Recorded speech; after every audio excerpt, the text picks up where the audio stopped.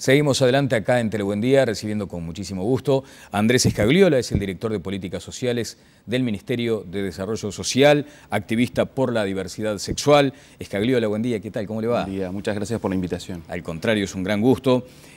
Bueno, tenemos algunos temas para considerar, por ejemplo, lo que fue la postergación hasta las primeras sesiones de abril de la ley, del proyecto de ley de matrimonio igualitario. Usted ya ha manifestado cierta decepción, Andrés, con este tema. Sí, ese fue el primer sentimiento que creo que a todas las personas gays, lesbianas, bisexuales y trans de Uruguay nos embargó, ¿no? Una cierta decepción, una cierta tristeza por la postergación. Se dirá, bueno, hace mucho tiempo que venimos esperando por una ley de este tipo, pueden esperar 4 meses más, pero cuando nos parece que esa postergación es injustificada, entonces es que manifestamos esto. ¿Y los argumentos, Scagliola, que se exhibieron para esta postergación? Bueno, yo creo que los argumentos que exhibe la oposición en términos de falta de estudio hablan por sí solos, es decir, hablan de la oposición. Hace 2 años que venimos debatiendo este tema, hace 2 años que está en sede parlamentaria. La Cámara de Diputados hizo un trabajo súper extenso a nivel de la comisión y después un debate que vimos todos en directo y que realmente fue muy importante. Entonces, aducir ahora de que no hay tiempo, no hubo tiempo para el estudio, me parece que es improcedente. Ese argumento permeó hacia la oposición, hacia el oficialismo, al Frente Amplio, que toma esa inquietud y a la luz de los hechos a la oposición le fue bien. Bueno, yo creo que el Frente Amplio, en aras precisamente de tener una actitud de amplitud para con la oposición, de alguna manera se abrió a esta propuesta. De todas maneras, en lo personal y algo de lo que conversábamos ayer a través de las redes sociales y después frente al registro civil, sí, junto con Ovejas Negras y el resto del movimiento de la diversidad sexual, es que una vez que entró en el orden del día de la Cámara de Senadores, precipitarse a postergarlo a abril era improcedente. Bueno, allí había también una sensación de que había que administrar de otra forma las expectativas, porque había mucha gente en las barras, hubo personas que llegaron desde el extranjero además para acompañar esta iniciativa. Yo creo que el Frente Amplio, y así lo dije en algún tuit y en alguna publicación en Facebook, tiene que examinar su relación con los movimientos sociales. Acá hay un movimiento social muy importante, es uno de los que organiza una de las 2 grandes manifestaciones públicas en este país. Una es la Marcha del Silencio, el movimiento de los derechos humanos, la otra es el movimiento de la diversidad, ¿no? y esa enorme marcha que cada septiembre camina por 18 de julio. Entonces, creo que hay que tener mucho cuidado con las expectativas. Además, es un movimiento social maduro, tan maduro como para proponer un proyecto de ley. La base del proyecto de ley la redacta Ovejas Negras y particularmente alguien a quien quiero hacer un reconocimiento muy especial, que es Michelle Suárez, la primera abogada trans en Uruguay. Esto coloca a Uruguay en un lugar único en el mundo. No existe otro ejemplo de estas características. Y seremos, ¿sí?, con este proyecto único, como digo, el 12º país en sumarnos a esto que creo que es el curso de la historia y que no se podrá detener. Desde ya, Scagliola, a la luz de lo que aconteció desde aquel momento hasta ahora, ¿sigue valorando, sigue considerando que era necesario publicar su condición sexual? Usted dijo algo así como, bueno, soy frente amplista, exiliado, de Nacional, del Barça y gay. Esto del gay, dentro de 20 años no va a tener relevancia, pero hoy sí la tiene. Exactamente. Bueno, yo pienso que sí, estoy absolutamente convencido de aquello que hice el 11 de noviembre de 2011, me acuerdo por aquella fecha tan particular del 11 sí. del 11. Creo que es absolutamente necesaria la visibilización como una estrategia política de hacer normal lo que hoy resulta que es algo así como excepcional. No hay políticos, claro, no hay militares, no hay deportistas que puedan expresar abiertamente su homosexualidad. Claro. Yo creo Andrés, ¿y en la evaluación esa qué le deja, por ejemplo? ¿Le deja más sinsabores que gratitudes o al revés? No, yo, por un lado, desde lo personal, yo vivía abiertamente mi orientación sexual, en lo personal, en lo familiar, en lo laboral. O sea que esto fue de alguna manera poner en línea también la vida privada con la vida pública. Yo ahí también decía en ese reportaje que tú estás citando que mientras sea objeto de discriminación, de burla, de insulto, la condición sexual de una persona, necesariamente hay una dimensión política en todo esto. Y yo tengo una responsabilidad política. Y entonces esa visibilización yo creo que es muy importante. Fernando Amado lo decía el otro día en el debate en la Cámara de Diputados, en un discurso que creo que fue muy bueno.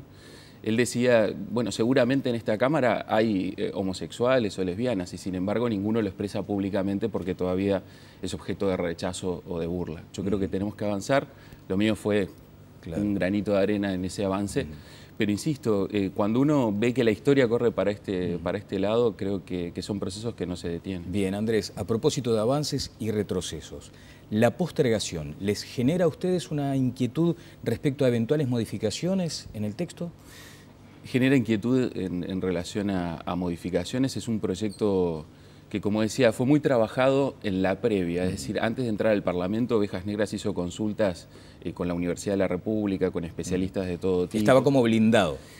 De alguna manera es un muy buen proyecto. En la Cámara de Diputados se le hicieron algunas modificaciones. Curiosamente, una de las modificaciones no refería al matrimonio entre personas del mismo sexo, sino que refería al orden de los apellidos. Yo creo que ahí, y recuerdo ahora palabras de Daniela Paisé en Cámara, de la diputada Daniela Paisé, esto de poder alterar el orden de los nombres, de los apellidos en realidad, y que el apellido materno pueda de alguna manera ocupar el primer lugar, fue de las cosas que generó más debate, ¿no? Y entonces también nos lleva a reflexionar en qué sociedad patriarcal y machista estamos viviendo. Me parece que eso ha sido un aporte de la reflexión y del debate a nivel de diputados. ¿Y por qué flanco advierten ustedes cierta debilidad como para que ingresen algunos cambios?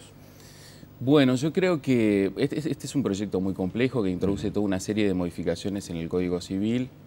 Creo que la oposición llega tarde a identificar la importancia de este proyecto. Yo creo que subestimaron este proceso y subestimaron este proyecto. Ayer escuchaba a algunos legisladores de la oposición que decían, bueno, es que aquí se está debatiendo la arquitectura de esta sociedad, nada más ni nada menos de cómo se componen los matrimonios, el divorcio, la filiación. Entendiendo por arquitectura el Código Civil, por Exactamente, el Código Civil y sobre todo el matrimonio.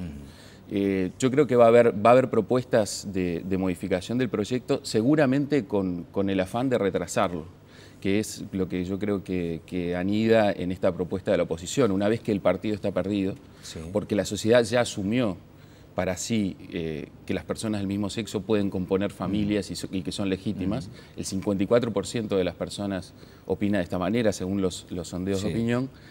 Creo que viendo el partido perdido, ahora lo que estamos es tirando la pelota para adelante, exactamente, hablando en términos futbolísticos. Alargues. De todas maneras, yo quiero ratificar acá el respaldo del Frente Amplio, lo hizo ayer a través de su coordinador de bancada, en relación a que están los 16 votos necesarios para aprobar este proyecto. Nada varía entonces la aprobación en abril, digamos, se dilató la decisión. Yo creo que se va a aprobar en abril y que esa es una muy buena noticia para las personas gays, bisexuales, lesbianas y trans, pero también para la sociedad uruguaya, porque va a ser una sociedad mejor. Este es un proyecto justo y necesario. Usted lo ha dicho en esos términos. Justo, en primer lugar, porque amplía derechos y no los restringe a ninguno. Es decir, al otro día de la aprobación de este proyecto, todos vamos a tener más derechos, incluso las parejas heterosexuales, y no menos. Nadie va a perder derechos. Y necesario porque hoy en Uruguay, muchos de quienes nos estarán viendo, lesbianas, gays, bisexuales y trans, sufren todavía discriminación. Claro. Ahora, cuando se menciona casi que exclusivamente el componente de derechos, hay quienes dicen, bueno, pero esto es una cuestión que está desde ya contenida en la propia Constitución. Derechos, deberes y garantías. ¿Dónde están las obligaciones también que debería contener la norma? Bueno, todas las obligaciones que hoy tiene cualquier pareja en relación a su matrimonio y en relación a sus hijos. Lo que pasa es que estamos viviendo un desamparo absoluto en relación a la protección de aquellas familias o compuestas por parejas del mismo sexo y con hijos a cargo. Hoy, por ejemplo, si no hay el amparo de la unión concubinaria, que recordemos que es muy exigente, que requiere 5 años de convivencia en común, que tiene toda una serie de complejidades. Hoy, si falta uno de los responsables de esa familia, ese niño está sujeto a todo tipo de de injusticias o de desamparo. Entonces creo que en ese sentido este proyecto avanza. Bien, ayer alguien me comentaba que el sistema político, si llega a un acuerdo de estas características, como haber postergado la aprobación del proyecto, insinúa que va a haber un margen de negociación, porque si no, no tendría sentido la postergación de ayer. Y se mencionó la palabra desglose, ¿no? La eventualidad de que también sea sometido a un desglose. ¿Ustedes cómo interpretan esta eventualidad? Bueno, yo acá voy a hablar en términos personales. Tengo esta doble condición de pertenecer a un movimiento, pero además de pertenecer al Frente Amplio, ¿no? Y creo que a partir de una reflexión personal diría, este proyecto es un conjunto.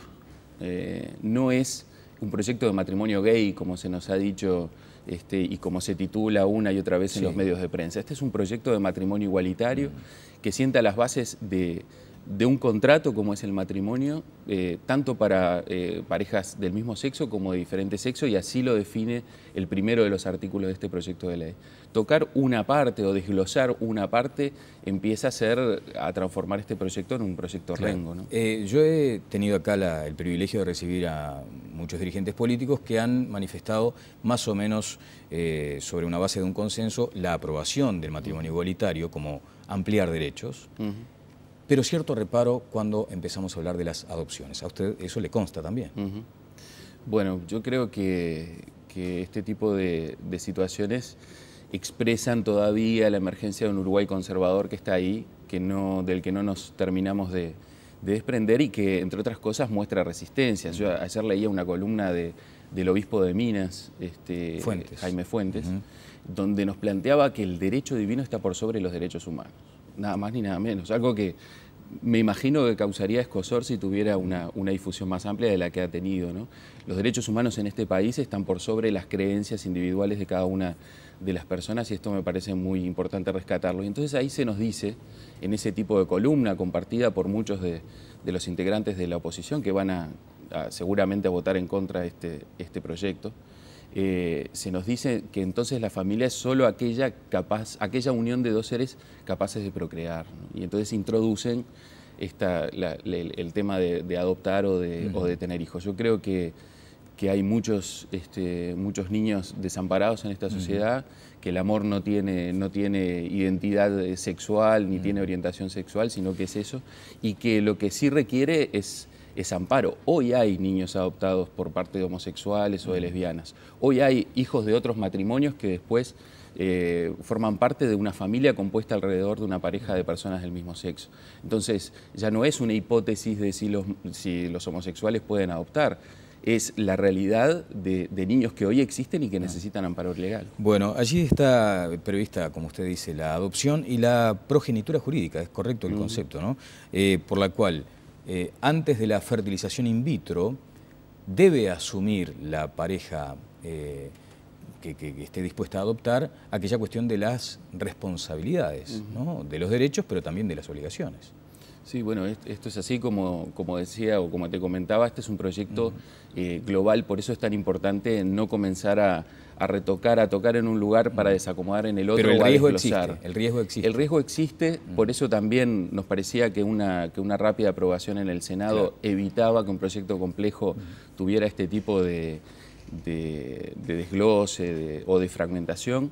De todas maneras, yo lo quiero mirar por la positiva. Tenemos 4 meses para un debate en serio, un debate que ahora dice la oposición que quiere dar, porque lo cierto es que en los ámbitos de debate que se generaron, muchos de esos ámbitos generados por las propias juventudes de los partidos Nacional y Colorado, en general aquellos que se oponían a este proyecto no participaron. Entonces, participemos de este debate, demos un debate lo más amplio posible, pero preservemos lo que es un proyecto de ley pensado como una globalidad y, como decía, una globalidad de justicia y de necesidad, ¿no?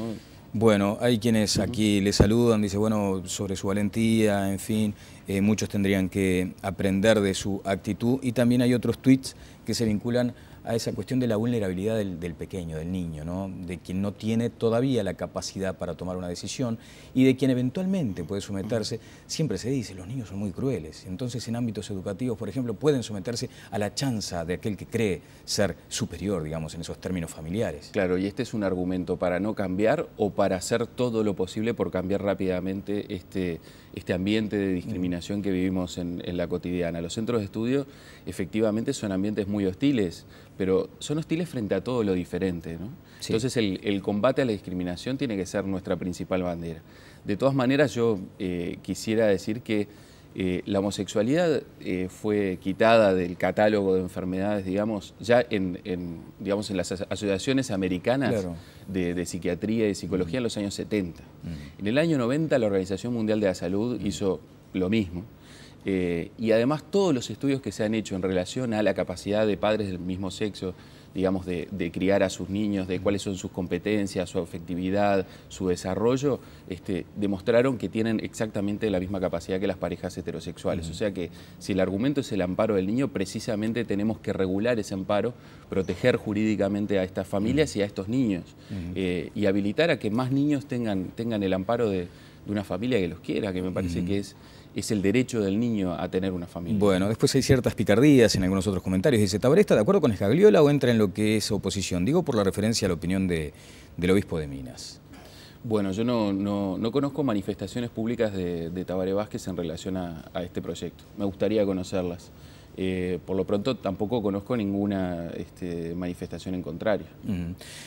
Mencionábamos recién al pasar el sistema educativo. ¿Está inmaduro todavía para asumir este desafío de la igualdad, de más derechos para más gente? Bueno, yo creo que hay distintos ámbitos de la sociedad que tienen que prepararse para una sociedad más igualitaria. Es decir, así como decíamos que este proyecto es una globalidad, nosotros venimos trabajando desde las políticas públicas en relación a la diversidad sexual porque no solo se trata de un cambio jurídico, sino también de un cambio, por ejemplo, en cómo diseñamos políticas sociales. Claro. Nosotros diseñamos políticas sociales para parejas heterosexuales compuestas por papá, mamá y 2 niños. Y realmente el diseño de las políticas sociales tiene que incorporar la diversidad de familias. Bueno, alguien decía el otro día que también hay cierto riesgo de ser tendencioso de su parte para la aplicación de políticas sociales en su condición de jerarca del MIDES, porque tendría aquello de la acción afirmativa para el grupo que usted defiende. Sí, yo recuerdo ese comentario y recuerdo que mi respuesta fue, en primer lugar, no entiendo, habría que pensar entonces que quienes diseñan políticas y son heterosexuales son tendenciosos en contra de la diversidad sexual. Y en segundo lugar, nosotros diseñamos acciones afirmativas para todos aquellos colectivos que están en una situación de vulneración de derechos. Es decir, entendemos que precisamente la igualdad se construye apuntalando a aquellos colectivos que por una u otra razón ven vulnerados sus derechos. En este caso, el de la diversidad sexual es absolutamente obvio, pero también trabajamos con afrodescendientes, con la comunidad afrodescendiente, lo hacemos con migrantes. Nos parece que en esos 3 colectivos tiene que haber acciones afirmativas para igualar, precisamente. Claro. La ostentación de la condición sexual, muchas veces por parte de homosexuales, ¿es algo que a usted le inquieta en cuanto a que puede transmitir una idea equivocada de lo que se pretende obtener como derecho? Mira, me gusta mucho esta pregunta. ¿Qué quiere decir ostentar de la condición sexual? Yo lo que sí creo es en la libertad de las personas para poder expresarse públicamente. Es decir, si yo fuera hoy de la mano o diera un beso a mi pareja en el espacio público, seguramente causaría las miradas, los comentarios de Volveríamos personas, a eso que usted, ¿no?, dijo, que dentro de 20 años sería normal. Ahora, esto va a ser normal, pero sí, déjame claro, decirte lo siguiente. Uno de mis aprendizajes, precisamente de aquel año 2011 en el que manifesté públicamente mi condición de gay, mi orientación sexual, fue precisamente que se me decía, pero qué necesidad, yo no voy por la vida diciendo que soy heterosexual. Y en realidad lo que nos tendríamos que preguntar es si permanentemente los homosexuales no están exponiendo su heterosexualidad, perdón, los heterosexuales, cuando lucen un anillo, cuando hablan de su familia y de las vacaciones, de sus hijos, de cómo han pasado, cuando tienen el retrato arriba de su escritorio en su lugar de trabajo. Es decir, hablan abiertamente de una realidad que es cotidiana. Bueno, nosotros quisiéramos hacer lo mismo. Claro, en todo caso, probablemente se apunte con ese comentario a lo que sucede en la Marcha de la Diversidad en septiembre, donde ya hay como una exaltación también, ¿no?, muy festiva, por otra parte. Bueno, la Marcha de la Diversidad yo creo que es la consolidación de una apuesta igualitaria de este país. Y yo como hombre de izquierda no puedo más que saludar esa marcha, que sentirme muy orgulloso de esa marcha, porque esa marcha no solo es la marcha de la diversidad, no es la marcha del orgullo gay, claro, es la marcha de la diversidad. Claro. Y si ustedes ven la proclama que cierra la marcha, esa marcha siempre habla de todos estos colectivos que hemos dicho que están en una situación de vulnerabilidad, incorpora la discapacidad, a las personas que viven con HIV. Es una marcha por los derechos de todos con un sentido que es el sentido igualitario. Finalmente, me llama la atención, por ejemplo, ¿a usted le ha afectado el hecho de que se titule matrimonio gay cuando usted mismo ha asumido esa condición? ¿Entiende que allí también hay como una connotación de discriminación? Yo creo que de parte de algunos medios hay una intencionalidad de generar una especie de alarma pública sobre determinados actores para que reaccionen, y efectivamente en las últimas semanas hemos visto notas editoriales de diarios muy importantes de este país, hemos visto a jerarcas de la Iglesia Católica salir a confrontar esta ley, esta medida. Dicho sea de paso, yo participé en Colonia Valdense en una organización, un seminario de organizaciones religiosas de tipo protestante, y ellas apoyaron este proyecto. Por tanto, también rechazo el anticlericalismo de estar o de pensar que acá hay una confrontación con todas las iglesias. Por suerte hay muchas iglesias y hay buena parte de ellas que han comprendido que lo principal es el amor y no este tipo de restricción de las libertades y de la igualdad. Bien, un gusto escuchar a Andrés Scagliola, dice Martín Alcántara aquí, y comparto esa opinión. Ha sido muy grato recibirlo esta mañana. Tendríamos otros asuntos para hablar del MIDES, por ejemplo, ¿no? Pero bueno, en fin, tendremos oportunidad. Esto de la renta básica fija, por ejemplo, que yo creo ha generado un debate, ¿no? Creo que es una idea a discutir. Creo que este nombre no es el más feliz. En general se habla de la renta básica universal. Sí. Me parece que es una propuesta que habrá que madurar, que llevará tiempo. Creo que en Uruguay todavía tenemos un rezago muy fuerte en políticas sociales que brinden servicios, en educación, en salud, en cuidados, que es uno de los temas que hemos venido trabajando, pero sin duda lo que no hay que negar es el debate. Claro, debatir. Pero allí está el flanco ese de la contraprestación. Dicen, bueno, pero esto va a estimular a que no se trabaje. Bueno, si es una renta básica universal, por definición, es decir, una renta que tú recibirías, que yo recibiría por el solo hecho de ser ciudadano, no se puede exigir una contraprestación. No forma parte no desalienta el trabajo tampoco. De una renta básica universal. No, en todo caso, quienes argumentan por esta renta básica universal, que además tiene un largo recorrido ya casi de 20 años a nivel europeo y de otros países, es precisamente que nos pone en un piso mínimo de lo que definimos como dignidad de vida para poder entonces insertarnos en el mercado laboral, desarrollar nuestra vida, el estudio y demás. Muchas gracias. Bueno, yo te agradezco mucho esta instancia y ojalá en abril tengamos un nuevo avance hacia la igualdad.